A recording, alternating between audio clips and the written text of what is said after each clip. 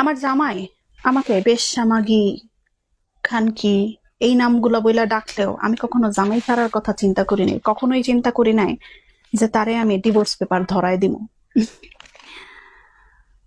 আপনারা হয়তো চিন্তা করতেছেন, তোমার বাপের কি পয়সা নাই? আমার বাপের পয়সা আছে। আপনারা হয়তো চিন্তা করতে পারেন, আমি কি অশিক্ষিত?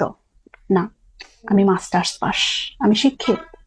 আমি চাইলেই অনেক বড় জায়গায় চাকরি করতে পারি, তাও জামাই সারণের কথা ভাবি নাই। এটার কারণ কি জানেন?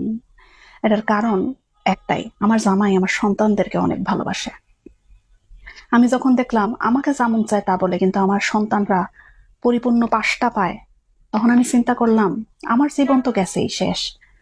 যা শুনি শুনি, কিন্তু আমার সন্তানরা ভালোবাসুক, ভালো থাকুক।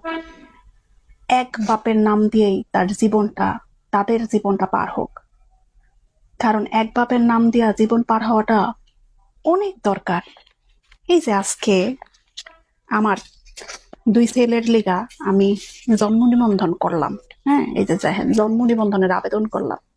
এই জন্ম নিবন্ধনের আবেদনে বাপের নাম লাগে, মার নাম লাগে, আইডি কার্ড লাগে, আরো কত কিছু লাগে। এই জিনিসগুলা কিন্তু দুই তিনটা জায়গায় যদি আমি বিয়া করতাম, অথবা আমার জামাই যদি আমি সাইরা দিতাম, তাইলে আমি করতে পারতাম না। তাইলে ওর বাপের নামটা আমার পাওনের লেগে আমার কত কাঠখড় পৌঁড়াইতে হইতো, গন্ত দেখি এলা। শুনেন, নিজের জীবনটার জন্য অনেক সময় ভাবতে হয় না। সন্তান একটা পেটে ধরছেন, পৃথিবীতে আনছেন, সেই সন্তানদের জন্য ভাববেন না?